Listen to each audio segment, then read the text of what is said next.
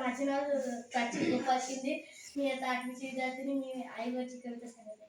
कशाला गेली आई तू स्वर्गाला, कोण वागवेल तुझ्या या बाळाला.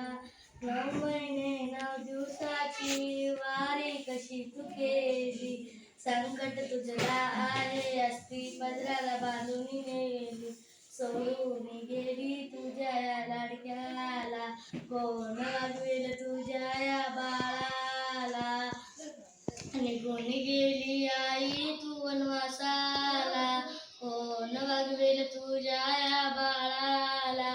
कशाला गेली आई तू स्वर्गाला, कोण वागवेल तुझ्या या बाळाला.